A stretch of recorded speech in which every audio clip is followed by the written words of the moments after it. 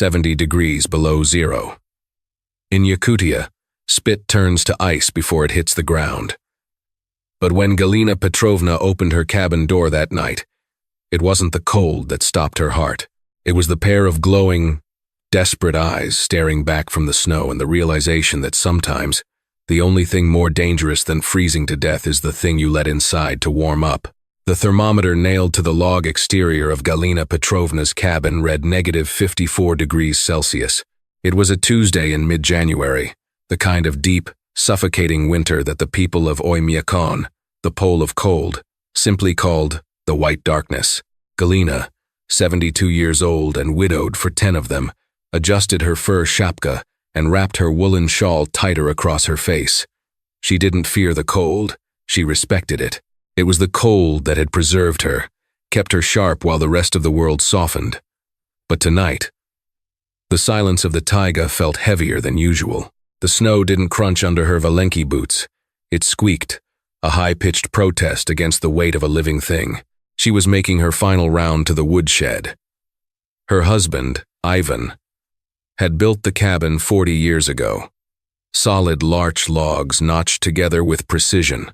Since his passing, the silence of the house was usually her only companion. She reached for a split log, her breath puffing out in crystalline clouds that clung to her eyelashes, instantly frosting them shut. She had to blink rapidly to clear her vision. That was when she heard it. It wasn't the howl of a wolf. Galina knew that sound better than her own voice. It was a low, vibrating thrum, like a diesel engine trying to turn over in the frost. It was coming from behind the stack of birch logs. Galina didn't run. In Yakutia, running triggers the chase. She reached into her heavy coat pocket and gripped the handle of her flare gun, a necessity out here. More for signaling help that would never come than for defense. She stepped around the woodpile, her flashlight beam cutting through the swirling ice fog. The beam hit fur, orange and black, dusted with white frost. Galina gasped, the air burning her lungs. Lying in the snow, curled around a small, shivering lump, was an Amur tiger. This was impossible. Tigers belonged in the Primorye region, thousands of kilometers to the south. They did not venture this far north, into the heart of the death zone. Yet, here it was, a massive female, her ribs showing through her thick winter coat, her eyes glazed and half-closed. Tucked against her belly was a cub, no larger than a house cat, mewling softly, its voice barely a whisper against the wind. The tigress tried to lift her head. A low growl rumbled in her throat, but it cracked. She was too weak. The cold had already seeped into her bones. She wasn't hunting. She was dying. Galina stared. She should go inside. She should lock the heavy oak door, load Ivan's old hunting rifle, and wait for nature to take its course. If she helped, she risked being mauled. If she did nothing, 2 magnificent creatures would be frozen statues by morning. "You are a fool, Galina," she whispered to herself. She looked at the cub. It had stopped shivering. The hypothermia was setting in, the final stage before the long sleep. Galina dropped the log. She actually ran back to the shed where Ivan used to dress elk. She grabbed the heavy-duty canvas tarp and the rusted, hand-cranked winch he used for hauling engine blocks. She returned to the tigers. The mother watched her, eyes tracking Galina's movement with a terrifying, predatory lethargy. Galina moved with the efficiency of a woman who had survived 7 decades of Siberian winters. She laid the tarp out as close to the tigers as she dared. "I am not food," Galina said firmly, her voice cracking in the cold air. "I am babushka. You understand?" She reached out with her mittened hand and grabbed the cub. The mother let out a sharp hiss, her claws extending into the snow, but she couldn't rise. Galina scooped the cub up. It was surprisingly heavy, dead weight, and placed it on the sled she used for hauling water barrels. Then came the mother. Galina knew she couldn't lift a 300-pound tiger, but she could drag. She looped a heavy toe strap around the tigress's chest, just behind the front legs. The cat snapped, jaws clamping on the air inches from Galina's arm, but the energy was gone instantly. The beast's head lolled back into the snow. Galina hooked the strap to the winch cable she had anchored to the corner of the cabin. She began to crank. Click, click. The steel cable pulled taut. The tigress slid inches at a time onto the tarp. Galina's shoulders screamed. Her arthritis flared like fire in her joints, but she kept cranking, muttering prayers to St. Nicholas and curses at her late husband for leaving her alone with this madness. It took an hour. By the time she dragged the tarp over the threshold and into the mudroom of the cabin, Galina was sweating profusely under her layers, a dangerous thing in this climate. She kicked the door shut and threw the deadbolt. She collapsed on the floor next to the apex predator of the Russian Far East. The cabin was warm, smelling of pine resin and dried herbs. The tigress lay motionless. The cub was silent. For the first time that night, Galina felt true fear, not of the cold, but of what would happen when the thawing began. The transition from 40 below to room temperature is violent. It hurts. Galina stripped off her outer layers, her hands trembling. She stoked the cast iron stove until the metal sides glowed a dull cherry red. The cabin, usually kept at a frugal temperature to save wood, began to bake. She turned her attention to her guests. They were in the mudroom, a transitional space separated from the main living area by a sturdy inner door, but Galina had left it open to let the heat flow through. The cub was the first to stir. It sneezed, a tiny, comical sound that broke the tension. Galina approached it cautiously. She had prepared a mixture of warm goat's milk from powdered stock and raw egg. She dipped a rag into the mixture and pressed it against the cub's gums. Instinct took over. The cub latched on, sucking greedily. Galina smiled, a web of wrinkles appearing around her eyes. Slowly, Malish, slowly. But the mother was the problem. She hadn't moved. Her breathing was shallow, a ragged wheeze. Galina knelt beside the massive head. Up close, the animal smelled of wet wool, pine needles, and something metallic. Copper. Galina removed her gloves and ran her hands over the tiger's flank. The fur was coarse and thick. She felt the ribs, sharp ridges under the skin. Starvation was a factor, yes. But a tiger this size should have reserves. Her fingers brushed against something sticky on the tiger's right shoulder. The fur was matted, dark and stiff. Galina fetched a warm, wet cloth and gently wiped away the grime. She gasped. It was a hole. Small, round, and puckered. A bullet wound. It had entered the shoulder muscle, missing the bone but clearly causing massive infection and blood loss. Poachers. Galina spat the word out like a curse. This explained everything. It explained why the tiger was so far north. She had been pushed, hunted, driven out of her territory until she had nowhere left to go but the frozen wasteland. She was running for her life. Galina went to the heavy oak cabinet where Ivan had kept his things. She pushed aside the jars of pickled mushrooms and found the metal box marked with a red cross. Ivan hadn't just been a hunter. He was the village's unofficial vet before they moved this far out. She found a bottle of antiseptic, a scalpel, and a pair of long forceps. She also found a bottle of vodka. She took a swig of the vodka herself, then poured a generous amount over the scalpel.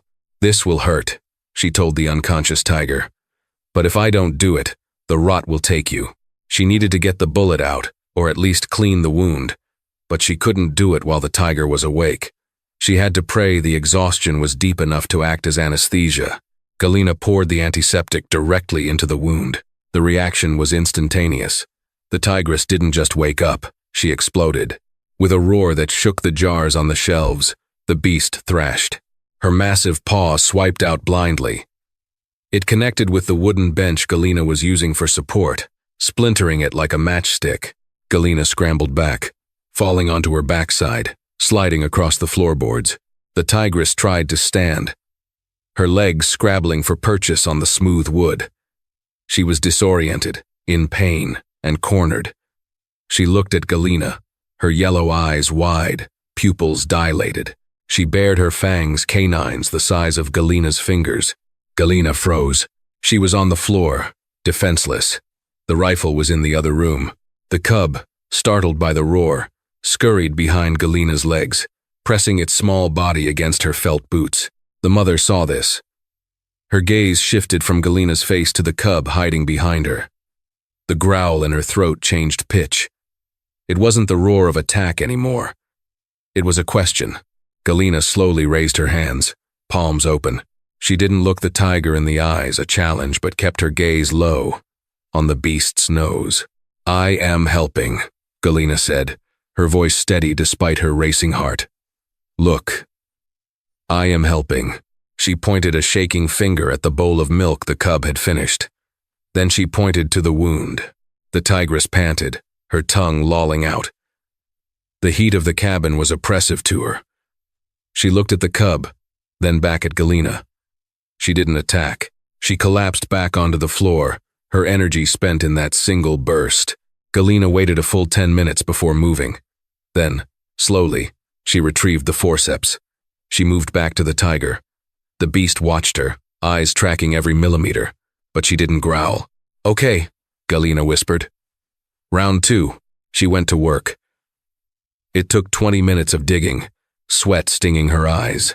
The tiger flinched twice, and once let out a whimper that sounded heartbreakingly like a house cat, but she didn't bite. Finally, with a wet clink, Galina dropped a deformed lead slug into a metal tray. She packed the wound with antibiotic powder and bandaged it tightly. She sat back, exhausted. The sun was beginning to rise, painting the snow outside in shades of violet and pink. She hadn't slept. Suddenly, the radio in the other room crackled to life. It was the emergency frequency, usually silent. "Attention all stations," a voice crackled. It was Sergeant Volkov from the regional outpost. "Be advised. 2 poachers were found dead near the Indigirka River crossing. Their vehicle is missing. We believe they were tracking a wounded animal. Local residents are advised to keep doors locked." This is a dangerous situation. Galina looked at the tiger, now sleeping peacefully, her chest rising and falling in a steady rhythm. She looked at the bullet in the tray. "2 dead," she whispered. She realized then that she hadn't just rescued a victim. She was harboring a killer. And if Volkov found the tiger here, he wouldn't see a mother protecting her cub. He would see a man-eater that needed to be put down. Galina stood up and walked to the window. Far in the distance, she saw the twin beams of headlights cutting through the morning twilight. A truck was coming. The headlights cut through the dawn gloom like searchlights. Galina watched the heavy-duty Ural truck crunch over the snow-packed track leading to her cabin. The engine died, and the silence rushed back in, heavier than before. She looked at the inner door. Behind it lay a wounded, 300-pound apex predator and her cub. The tiger was sedated by exhaustion and the antibiotics. But for how long? Galina grabbed her shawl and stepped out onto the porch before the visitor could knock. She had to keep him outside. A man climbed down from the cab. It was Sergeant Volkov, a man whose face looked like it had been chiseled from granite and left out in the rain. He wore a thick sheepskin coat and carried a semi-automatic rifle slung over his shoulder, a weapon far heavier than standard police issue. "Galina Petrovna." He nodded, his breath steaming. "It is -50 degrees. Why are you standing on the porch? Fresh air. Sergei." She lied, her teeth already chattering. "The stove is smoking a bit. Trying to clear my head." Volkov narrowed his eyes. He walked up the steps, the wood groaning under his weight. He stopped 2 feet from her. He smelled of stale tobacco and gun oil. "We found the poachers," he said, his voice low. "Or what was left of them. About 10 kilometers south. Their throats were ripped out. It wasn't a clean kill, Galina. It was vengeance." Galina kept her face impassive. "The taiga takes what it wants, Sergei. You know this. This was a tiger." Volkov spat. "A man-eater. It's wounded. We found blood trails. They disappear near the old creek bed." He paused, looking past her at the closed door of the cabin. "That's less than a mile from here. You need to evacuate." "I am not leaving my home," Galina said firmly. "I survived the blizzard of '98. I will survive a cat." "This isn't a cat," Volkov shouted, losing his composure. "It's a monster. And it's desperate." "I'm not asking, Galina. I'm telling you to pack a bag. I'm coming inside to check your radio and windows." He moved a step past her.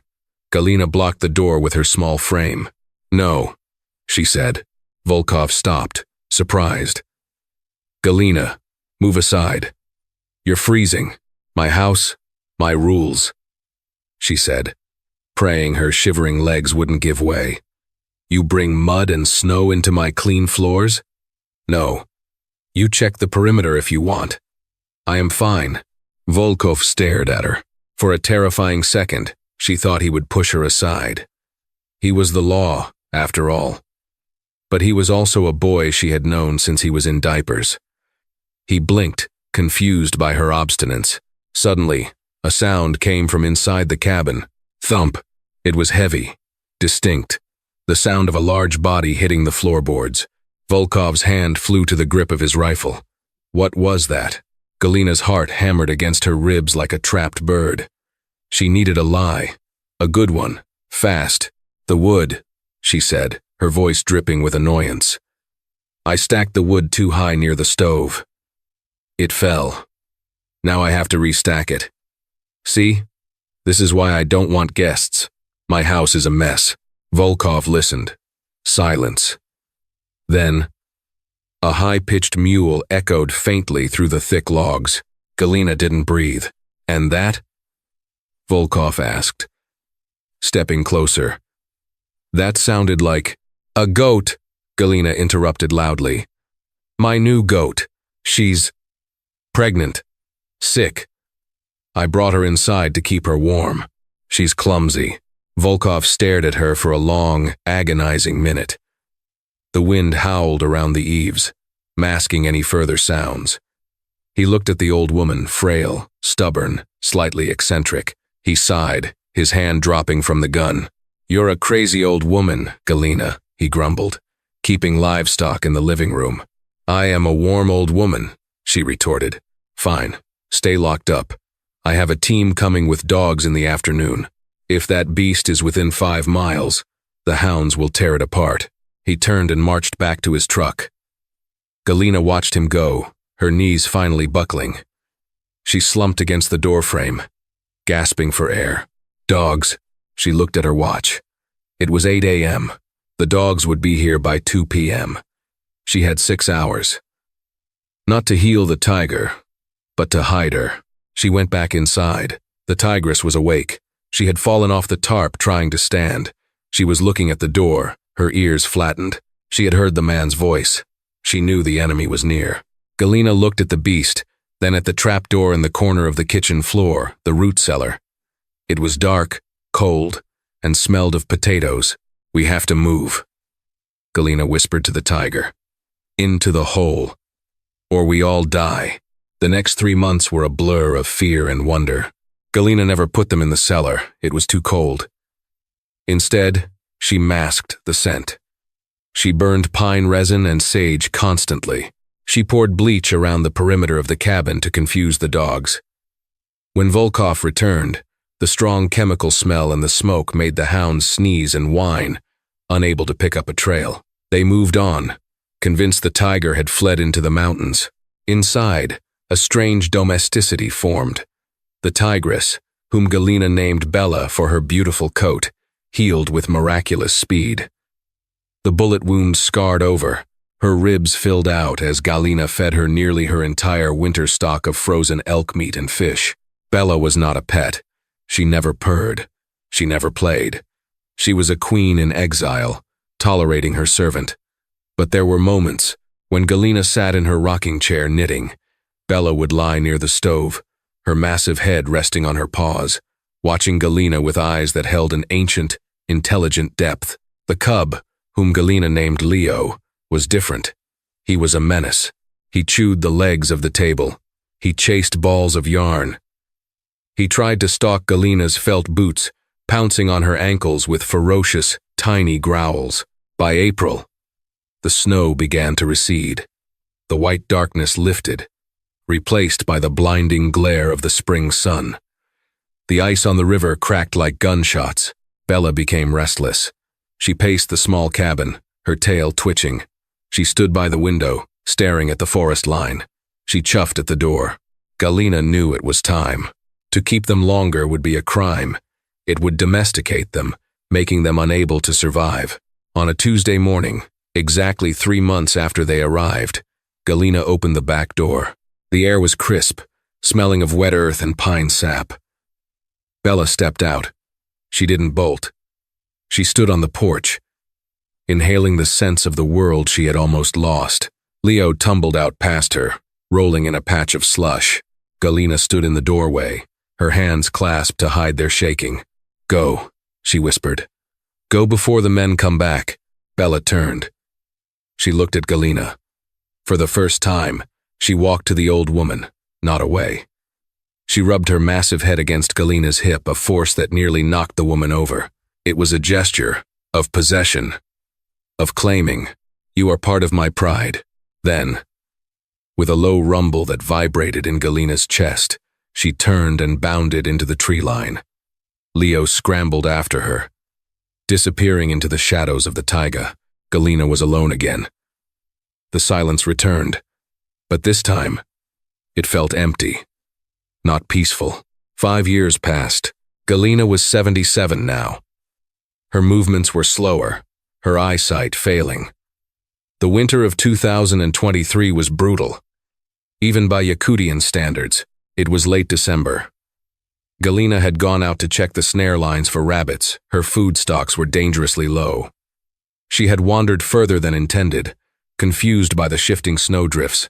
Disaster struck. She slipped on a patch of hidden ice. Her right leg twisted at a sickening angle. The snap of the bone was loud in the quiet woods. She fell, screaming. Pain, white and hot, blinded her. She tried to crawl, but the agony was too great. She lay in the snow, the cold instantly biting through her clothes. She was 3 kilometers from the cabin. No one knew she was out here. The sun was setting. This is it, she thought, a strange calmness settling over her. This is how Ivan went. This is a good way to go. She closed her eyes, letting the drift cover her. Her consciousness began to fade, the freezing darkness feeling like a warm blanket. Then, she felt the hot breath. She thought it was a wolf, come to finish her off. She didn't fight. She was too tired, but the teeth didn't tear. Something rough and warm licked her face. It scraped her skin like sandpaper. Galina opened her eyes. Above her stood a tiger, immense, powerful, a scar on its right shoulder, white against the orange fur. "Bella," Galina croaked. The tiger chuffed. She lay down next to Galina, curling her massive, furnace-like body around the freezing woman. She didn't crush her, she shielded her. Moments later, 2 other tigers emerged from the trees, younger, sleek and strong. One of them, a male with a playful notch in his ear, sniffed Galina's boot. Leo. They didn't leave. Throughout the long, deadly night, the tigers took turns lying against her, sharing their body heat, keeping the frost at bay. They formed a living wall of fur and muscle against the wind. In the morning, the sound of a snowmobile broke the silence. It was a search party from the village, young men who had noticed Galina hadn't collected her mail. As the engine noise grew louder, Bella stood up. She looked at Galina one last time, her amber eyes burning with recognition. She let out a roar that shook the snow from the trees, a signal, a goodbye. Then, like ghosts, they vanished into the mist. When the rescuers found Galina, they were baffled. She was alive, warm, despite spending a night in negative 40-degree weather without a fire, and all around her, pressed deep into the snow, were the paw prints of 3 massive tigers. They carried her back to the village, calling it a miracle. They said an angel must have watched over her. Galina just smiled as they loaded her onto the sled. She knew it wasn't an angel. It was something far more real. It was a debt, paid in full. Galina Petrovna lived to be 85. She never saw Bella again, but she never walked the woods with fear. In a land where nature tries to kill you every day, one woman proved that kindness is the only force stronger than the cold. It reminds us that even the wildest hearts remember those who showed them mercy. If this story melted your heart, please hit that like button. It helps more than you know. Have you ever had a connection with an animal that you couldn't explain? Tell me your story in the comments below. And don't forget to subscribe and ring the bell so you never miss a journey into the wild. Stay warm, everyone.